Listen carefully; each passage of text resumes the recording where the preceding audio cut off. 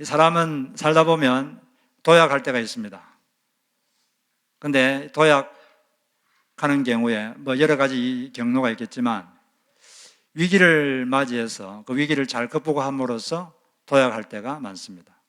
위기가 왔고 위기를 극복하는 과정에서 한 단계 상승하고 실력이 높아지고 그런 거죠. 개인도 그렇고 어떤 조직도 그렇고 그럴 때가 많죠. 2007년도에 블루제트라는 항공사가 있었는데 그때 추운 겨울이었는데 폭설이 내려서 비행기가 결항됐습니다. 그것 때문에 사람들이 많이 기다리고 짐도 못 찾고 어떤 사람들은 커뮤니케이션이 안 돼가지고 추운 데서 몇 시간씩 기다리고 우왕좌왕 그러고 있었어요. 그걸 이제 어떤 승객이 동영상을 찍어가지고 유튜브에 올렸습니다.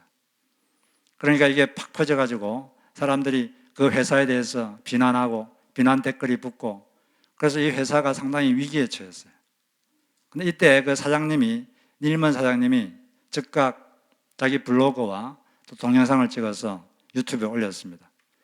근데 그렇게 된 주 원인은 날씨 때문이지만 날씨 탓하지 않고 자기 회사에서 잘못한 것, 자기들이 잘못한 것, 거기에 초점을 맞추고 그리고 앞으로 어떻게 개선할 것인지, 앞으로 이런 일이 있으면 어떻게 개선할 것인가 그것에 집중하고 또 피해당한 사람들 그들에 대해서 구체적이고 또 실제적인 대책, 보상 이런 것들을 겸손한 마음으로 진정성 있게 깊이 사과하는 그런 동영상을 다시 올렸습니다. 그런데 그 승객이 올린 것보다 그 사장님이 올린 동영상을 3배로 많이 봤어요. 그렇게 됨으로써 그 비난 댓글이 이제 없어지고 오히려 그 결과로 그 회사에 대한 인지도가 한 단계 높아지고 또 기존의 고객들도 그 충성도가 훨씬 더 한 단계 높아졌다고 합니다. 그 회사는 이 위기를 당했을 때 잘 대처했죠. 잘 대처해가지고 오히려 회사가 더 한 단계 업그레이드되는 그런 일이 일어나게 된 것입니다. 마찬가지로 우리 삶에도 도약이 일어나려면 여러 가지 경로가 있겠지만 어떤 위기를 처했을 때 그때 그걸 잘 극복하면 그런 일이 일어나는 거예요. 위기는 종류가 많죠. 관계 위기가 있을 수도 있고 또 건강의 위기가 있을 수도 있고 여러 가지 위기가 있을 수 있는데 그걸 잘 극복하면 그런 일이 일어나는 겁니다. 오늘 열왕기하 3장도 이 세 왕이 위기를 맞이했습니다. 북이스라엘의 여호람과 남유다의 여호사밧 왕과 에돔 왕이 위기를 맞이했어요. 이 위기를 잘 극복함으로써 새로운 하나님을 체험하고 그렇게 새로운 단계로 진입하게 됐는데 어떤 식으로 위기를 극복하면 그 위기가 도약이 되는지 한번 살펴보겠습니다. 먼저는 위기를 맞이했을 때, 큰 문제를 생겼을 때 그 문제를 보는 태도가 달라야 됩니다. 큰일 났다가 아니라 기회가 왔다. 위기는 기회다. 이런 태도를 가지고 그 위기를 맞이해야 돼요. 어떤 문제가 오더라도 큰일 났다. 이게 아니라 기회가 왔구나.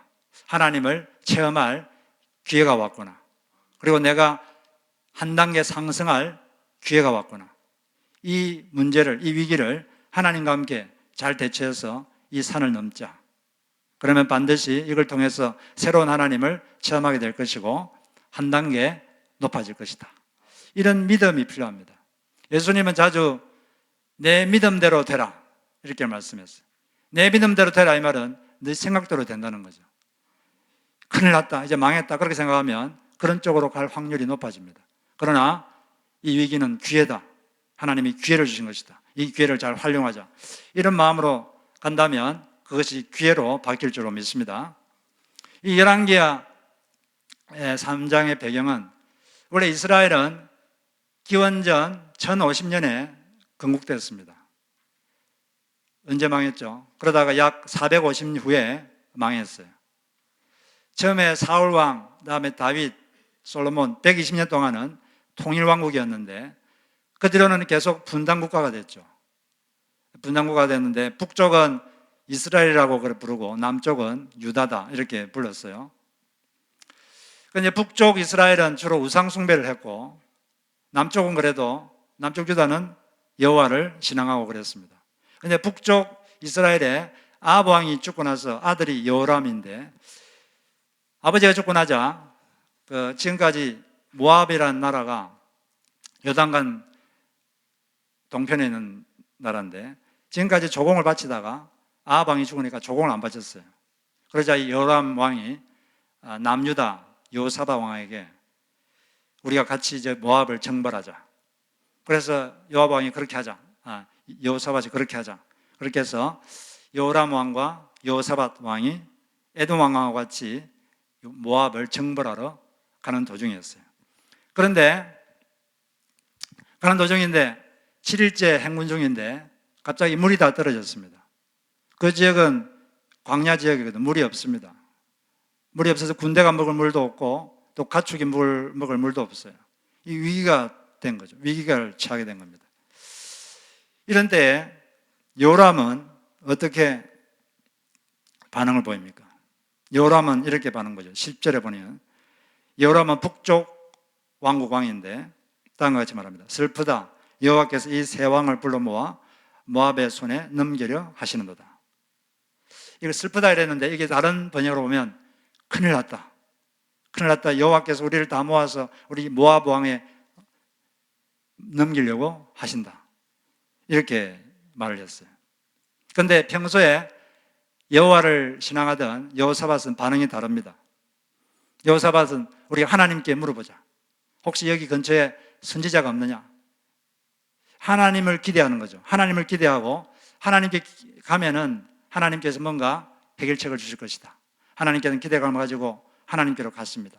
그리고 하나님과 함께 그 위기를 넘기려고 하나님께로 갔죠. 그렇게 하니까 하나님께서 그 위기를 잘 극복하게 하고 여호사밧이 새로운 차원의 하나님을 경험하도록 그렇게 만들었습니다. 우리가 어떤 위기를 당하든지 어떤 큰 문제가 있든지 큰일 났다 이게 아니라 기회가 왔다. 기회다. 하나님을 체험할 기회다. 내가 한 단계 상승할 기회다. 내 성품이 한 단계 상승할 기회다. 이렇게 믿고 그런 마음을 가지고 그 위기를 대하면 그렇게 될 것입니다. 우리는 새로운 하나님을 체험하게 될 것이고 우리는 한 단계 예수의 제자답게 한 단계 성숙하게 될 것입니다. 근데 이렇게 좋은 태도를 가지려면 한 가지 우리가 조심해야 될 것이 있는데 원망하는 태도를 버려야 돼요. 이 여호람 왕이 한 말을 보면 이 속에 원망이 가득 차 있습니다. 여호와에 대한 원망, 하나님께 섭섭하다 그런 거죠. 10절에 보니까 여호와께서 우리 세 왕을 불러 모아서 우리를 모압 왕에게 넘기려 하는도다. 하나님께 섭섭하다 이런 식으로 말했어요. 근데 여기서 보면 여호와께서 이 세 왕을 불러 모았다 이렇게 되어 있는데 사실은 하나님께서 불러 모은 게 아닙니다. 이들은 모압을 정벌하기 전에 하나님께 물어본 적도 없고 여호람이 하나님께 물어보고 한 것도 아니고 여호사밧도 마찬가지고 그냥 자기들끼리 계획해서 가자. 그러다 가다가 문제가 생기니까 이제 하나님께 뒤집어 씌우는 거죠. 하나님이 우리를 이곳에 불러 모아서 우리를 이렇게 낭패를 당하게 했다. 이 요람 왕은 아버지가 아합이고 엄마가 이세벨입니다. 이 두 왕은 북이스라엘의 온갖 우상을 다 받아들였죠. 바알과 아세라 우상을 섬겼죠. 그래서 이 요람도 이 우상을 섬기는 왕이었어요. 그럼 이런 위기가 처하면 하나님께 섭섭하다 이게 아니라 내가 하나님께 섭섭하게 해드린 일이 없는가 이렇게 질문해야 되잖아요. 회개해야 될 텐데 회개하지 않고 하나님께 섭섭하다 이런 식으로 하나님께 뒤집어 씌웁니다.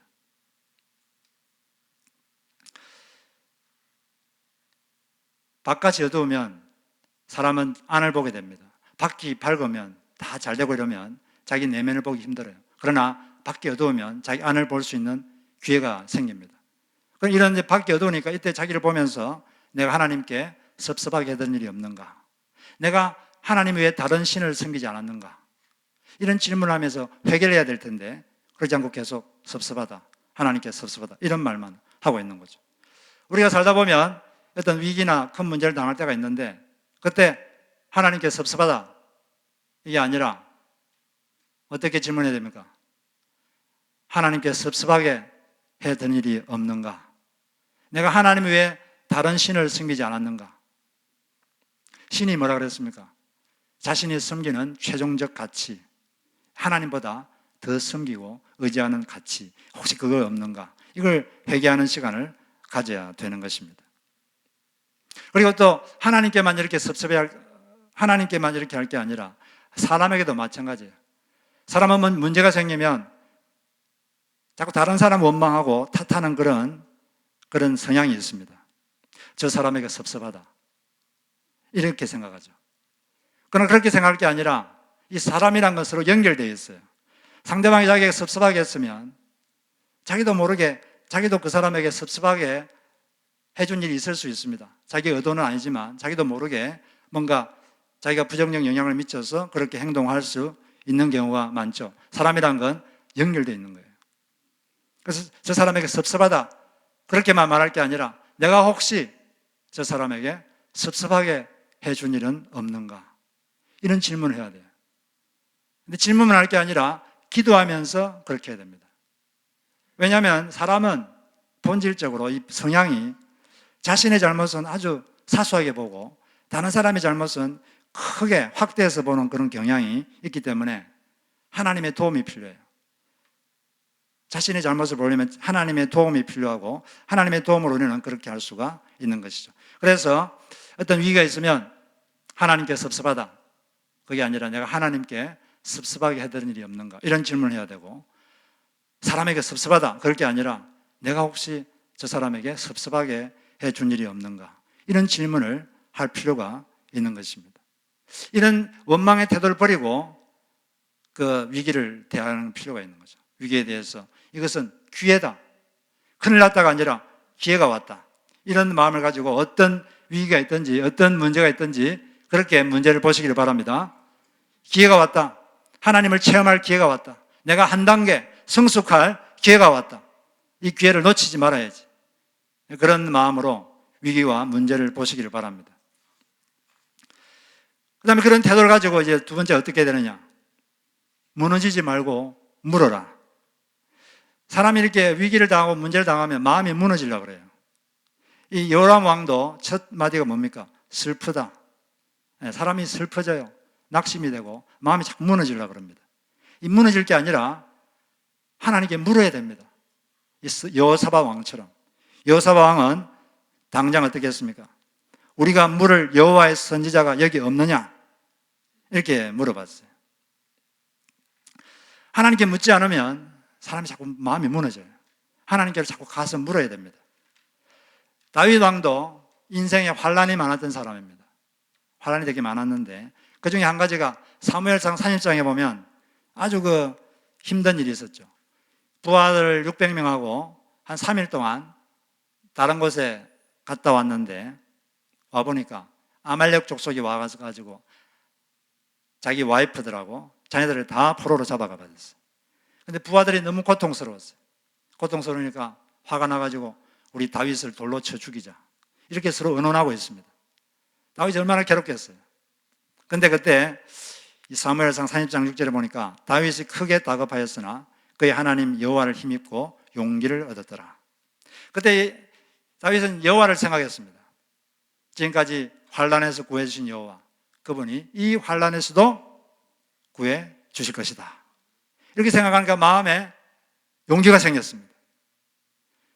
여호와를 생각함으로 용기를 얻었다. 용기를 얻은 다음에 이 용기를 가지고 뭘 했느냐? 하나님께 물었습니다. 하나님, 지금 아말렉 족속을 출격하면 따라잡을 수 있겠습니까? 이렇게 물어보니까 하나님께서 따라잡을 수 있다. 그래서 바로 출격했어요. 출격해서 다 회복시켰습니다. 다 아내들과 자녀들을 다시 회복시켰어요. 우리는 이 마음이 무너지려고 그럴 때 무너지지 말고 주님께 물으시기 바랍니다. 묻고 일을 해야 돼요. 하나님께 묻고 마음속에 하나님께서 답을 주셔서 마음의 평안과 담대함이 있을 때 그때 뭘 하는 것입니다. 하나님께서 답을 주시면 마음에 평안과 담대함이 생겨요. 이걸 하면 될 것 같다, 이런 담대함이 생기고, 또 안 돼도 괜찮아, 이런 담대함, 평안이 마음속에 생기게 되는 것입니다. 그런 마음이 생기기 전에 그냥 조급한 마음으로 마음이 평안도 없고 담대함도 없는데 그냥 어떤 생각이 든다고 해서 그냥 하게 되면 낭패를 당하게 될 경우가 많게 되는 것입니다. 마귀는 우리를 이끌 때 항상 재촉하죠. 조급하게 만들고 빨리 해라. 마음에 평안도 없는데 빨리 해라. 그냥 생각나면 해야 돼. 그렇게 되면 우리가 낭패를 당할 경우가 많은 거죠. 그러니까 우리는 자꾸 하나님께 물어봐야 돼요. 근데 하나님께서는 어떨 때는 답을 빨리 줄 때도 있지만 어떨 때는 조금 시간이 걸립니다. 시간이 걸려도 답이 올 때까지 계속 하나님께 질문을 해야 돼요. 우리가 하나님께 질문하면 하나님은 다양한 방식으로 말씀하시는데 하나님께서 말씀하실 때 가장 확실하고 가장 자주 사용하는 방법이 뭘까요? 하나님께서 우리를 통해 우리에게 말씀하실 때 가장 확실하고 자주 말씀하는 방법이 뭘까요? 성경 말씀이죠. 성경 말씀을 통해서 하나님께서 우리에게 답을 주십니다. 모든 성경은 하나님의 감동으로 된 거예요. 그렇기 때문에 하나님께서 답을 주실 때 이 성경 말씀 구절을 가지고 우리에게 답을 줄 때가 많습니다. 어떨 때는 말씀 사역자의 말을 통해서 그 말씀이 와닿을 때가 있어요. 말씀이 머리에 들리는 게 아니라 마음에 들릴 때가 있습니다. 마음에 와 부딪힐 때가 있어요. 바로 그게 그 사람에게 그 상황에 맞는 말씀이죠. 귀에 들리는 게 아니라 심령에 들리는 말씀. 이걸 레마의 말씀이다. 이렇게 말하죠. 이렇게 말씀 사역자를 통해서 이렇게 하나님 말씀하시기도 하시고 어떨 때는 자신이 기도하거나 그럴 때 어떤 성경 구절이 갑자기 확 떠오릅니다. 그 말씀이 떠오르는 건 누가 그렇게 하시는 거죠? 성령께서 하시는 거죠. 요한복음 14장 26절에 보면 성령이 오시면 내가 너에게 말한 것을 생각나게 하시리라. 하나님이 하신 말씀, 이게 다 하나님 하신 말씀이잖아요. 창세기부터 예언계시로. 이 중에서 어떤 말씀이 생각나게 하시리라. 이 생각이 나요. 생각. 어떤 생각을 심어주죠.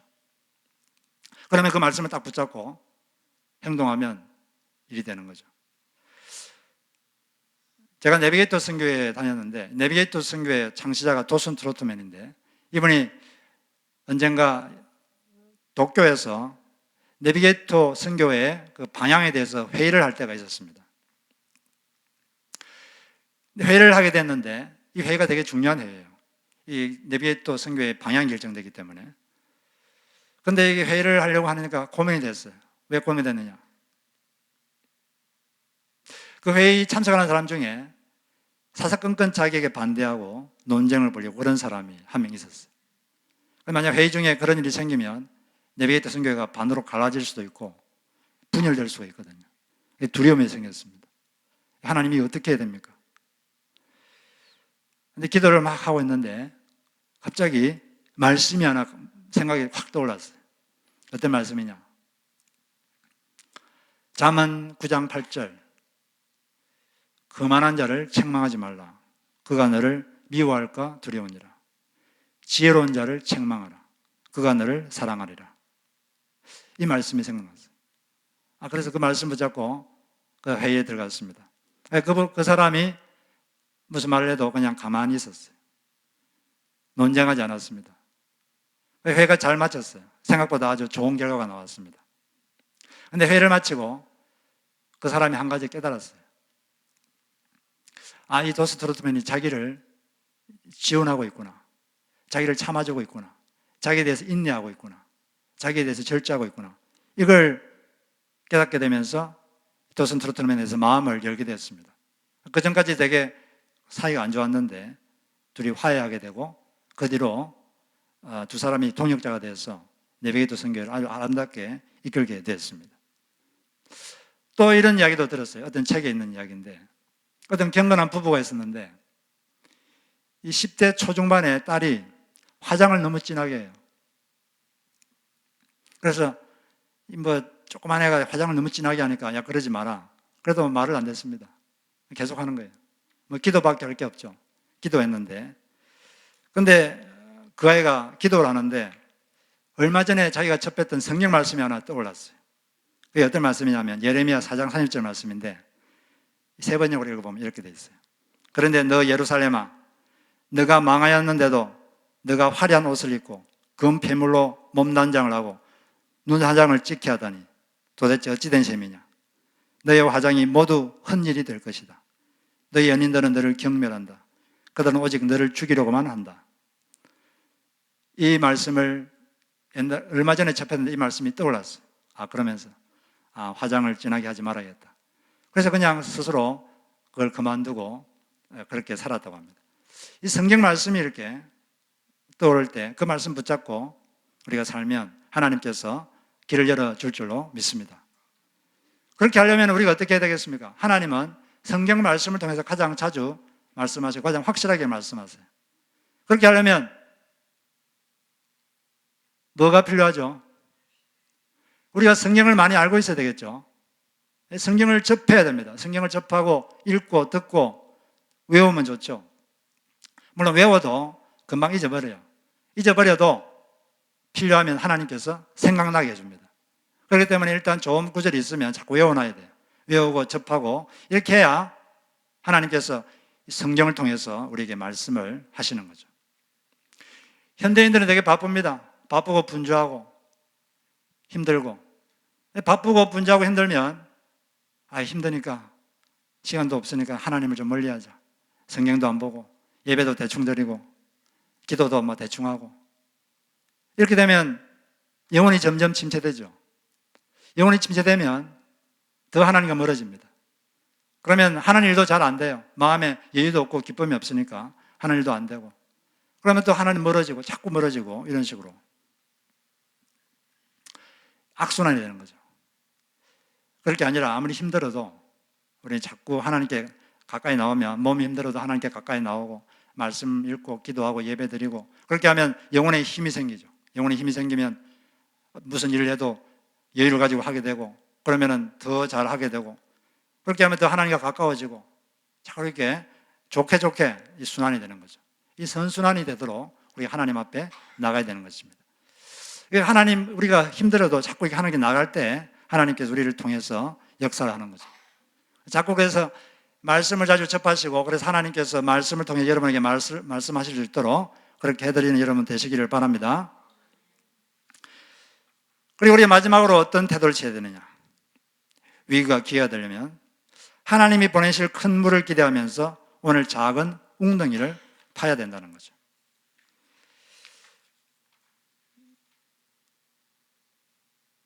엘리사가 무슨 말을 했습니다. 그건 엘리사가 하나님께 말씀을 받았죠. 엘리사가 선지자인데 선지자는 뭡니까? 하나님의 대변인. 하나님의 이제 말씀을 받기 전에 엘리사가 뭘 요청했냐면 금문고 타는 자를 오게 하라. 이렇게 말했죠. 금문고가 금문고면 현악기를 말하겠죠.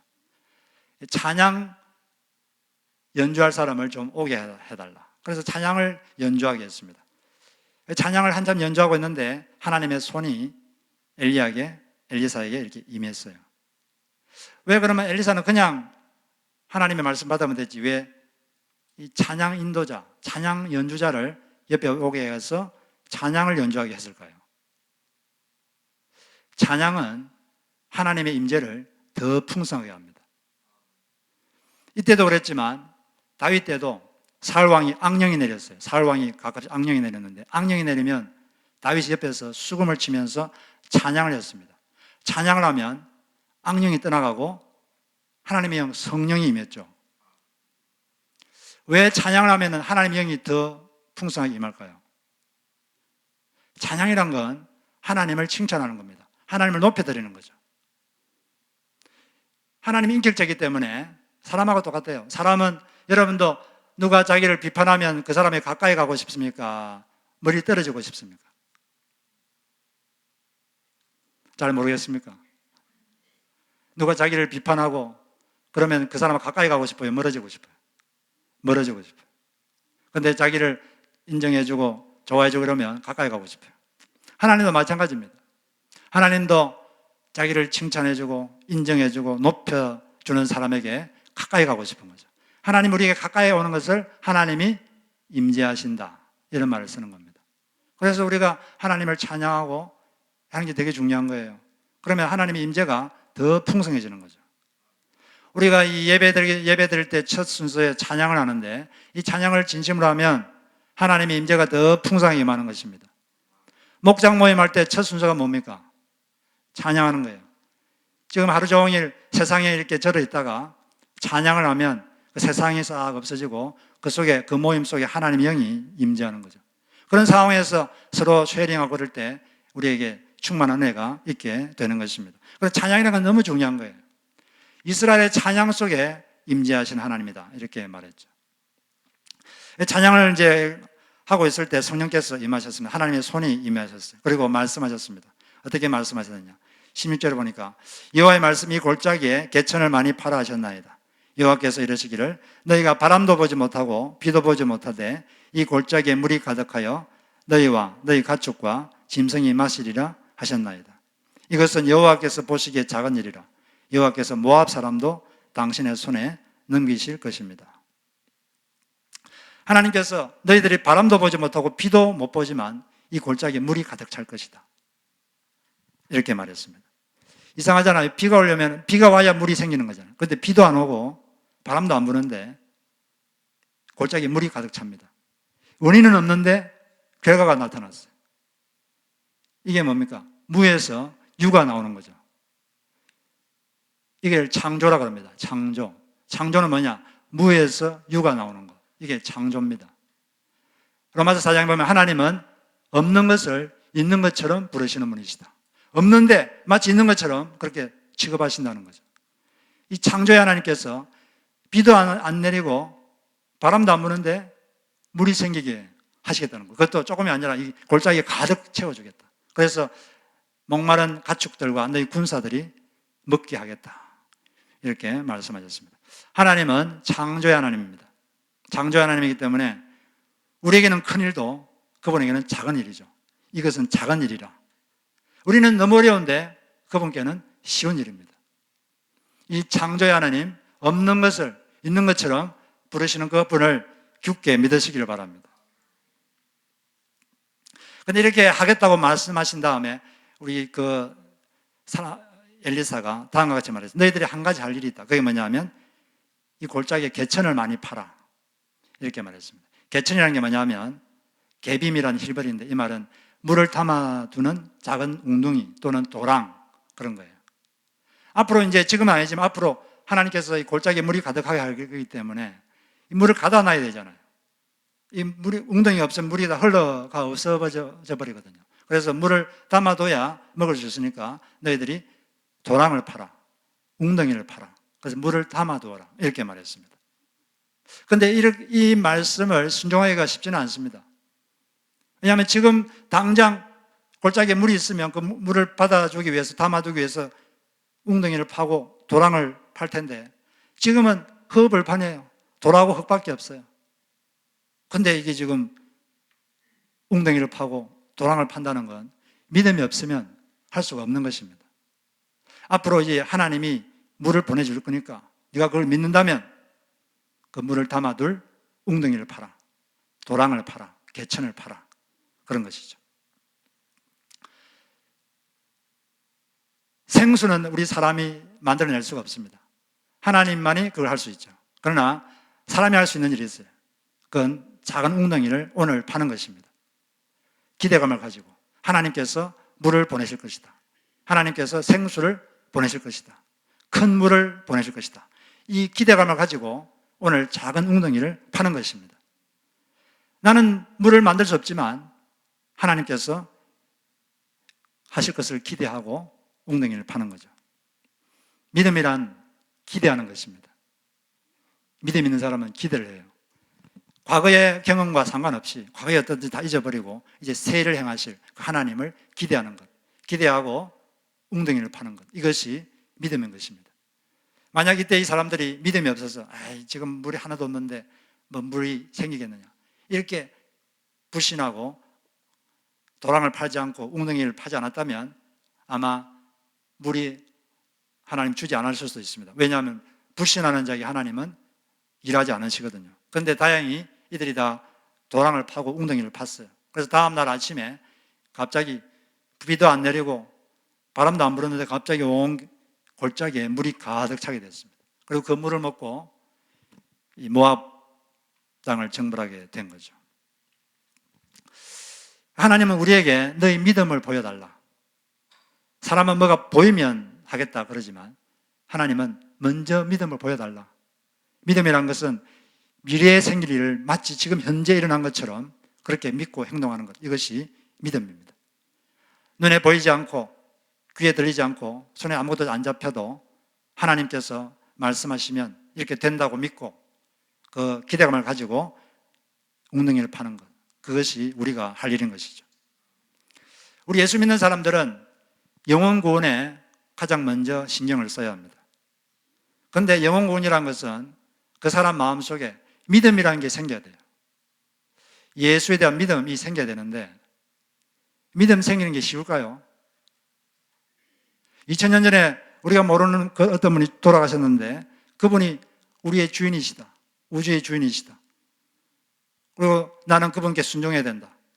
그리고 그분이 십자가에 죽었는데 그분이 죽은 게 내 죄 때문에 대신 죽었고 3일 만에 부활하신 하나님이시다. 여러분 다 믿죠? 믿습니까? 근데 이걸 믿기가 쉬울까요? 이 믿음은 아무리 사람이 만들어내려고 해도 만들어지지가 않습니다. 아무리 믿음을 가지려고 해도 가져지지가 않아요. 하나님이 선물로 줘야만 믿음이 생깁니다. 여러분이 그 믿음이 있다는 것은 하나님이 여러분에게 선물을 줬기 때문에 있는 거예요. 이 믿음은 이 장난이 아닙니다. 이 금보다 더 귀한 거예요. 가장 귀한 게 믿음이에요. 그런데 이 믿음은 우리가 그 상대방이 줄 수가 없습니다. 아무리 노력해도 줄 수가 없어요. 그 믿음의 생수는 오직 하나님만이 그 사람에게 줄 수가 있는 거죠. 우리가 하는 건 뭐냐? 하나님께서 그 믿음의 생수를 줄 믿고 기대감을 가지고 우리가 할 수 있는 작은 일을 하는 것입니다. 그 사람을 만나기도 하고 간증을 들려주기도 하고 또 어떨 때는 성경을 가르쳐 보기도 하고 어떨 때는 예배에 참석하게 해보기도 하고 이렇게 하는 거죠. 그러다 보면 어느 순간에 하나님께서 역사하셔서 그 마음속에 금 같은 믿음이 오롯이 생겨나게 되는 것이죠. 그 박효진 장로님이라고 계신데 이분이 옛날에 서울구치소에 보안계장으로 계실 때 강령이라는 여자 사형수가 있었습니다. 이분은 명문여자를 졸업하고 약사가 돼서 종로에서 제법 큰 약국을 경영했어요. 그런 사람인데 근데 다 좋은데 남편하고 아주 불화했습니다. 남편하고 사이가 안 좋았어요. 사이가 안 좋다 보니 이게 이제 미움으로 바뀌었어요. 미움이 점점 커져가지고 증오심이 됐어요. 이 미움 뒤에는 항상 악령이 있다는 걸 여러분 아셔야 됩니다. 누군가를 미워하는 건 아주 위험한 행동이죠. 이제 증오심이 생겼어요. 그래서 사람을 고용해서 자기 남편을 죽였습니다. 정부살해한 거죠. 근데 그걸 시어머니가 눈치챈 것 같아요. 그래서 시어머니도 죽여야겠다. 또 사람을 고용해서 여러 번 시도했는데 실패했습니다. 꼬리가 잡혀가지고 결국 체포당한 거죠. 그래서 사형 선고를 받고 이제 사형 당할 날짜만 기다리고 있었습니다. 그런데 처음에 들어왔을 때 구치소에 들어왔을 때 아주 자기를 자해하고 머리를 벽에 박고 동맥을 끊고 막 혀를 깨물어 가지고 혀를 끊어버리려고 그러고 이 교도관들이 도대체 손을 쓸 수가 없어요. 아주 힘들었죠. 그런데 그러고 있는데 어느 날 여자 교도관 중에 김정자라는 교도관이 있었는데 이분이 그 사형수를 보니까 불쌍한 마음이 들어서 저 사람이 좀 사람 되게 좀 해야겠다. 그래서 성경책을 한번 읽어보라고 툭 던져줬어요. 근데 이 김정자라는 이 교도관은 믿는 사람이 아닙니다. 근데 그냥 성경책 읽으면 좋을 것 같아서 그냥 줬어요. 처음에는 뭐 거들떠 보지도 않았죠. 근데 심심하니까 보기 시작했어요. 한 장, 두 장 보다 보니까 이 마음이 끌리게 되고 이제 두 번, 세 번 읽게 됐어요. 두 번, 세 번 읽으면서 완전히 마음에 성경에 사로잡혔습니다. 나중에는 밥을 굶으면서 성경을 읽게 됐어요. 성경을 읽는 과정에서 그때 성령님이 그 여인에 강하게 임했어요. 성령 부으심, 성령 체험 사건이 일어난 거죠. 그때부터 완전히 사람이 바뀌었습니다. 어떤 날은 아침에 일어나가지고 찬송가를 하나 딱 골라가지고 그 찬송가를 하루에 100번, 200번 부르요.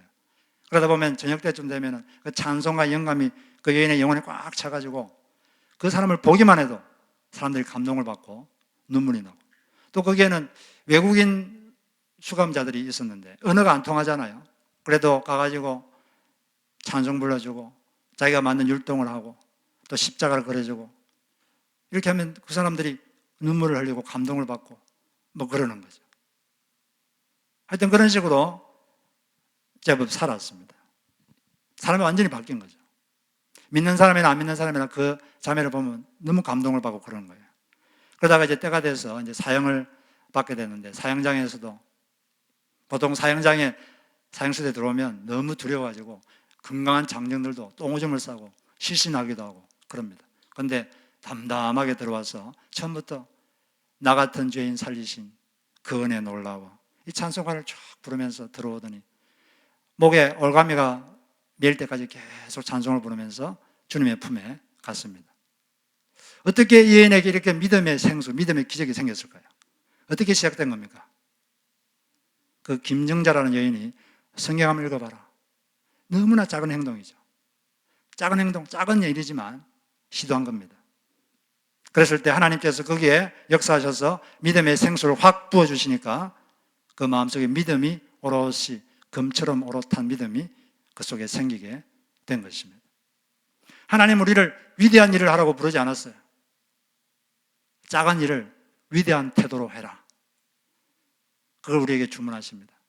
우리가 어떤 일을 하든지 작은 일이라고, 작은 일을 해도 위대한 태도, 그런 태도를 가지고 일을 할 때 하나님께서 그것을 보시고 하나님의 큰 물, 생수를 우리에게 보내주실 것입니다. 그런 기대감을 가지고 승리하시고 위기를 기회로 만드시는 여러분 되시기를 주의 이름으로 축복합니다.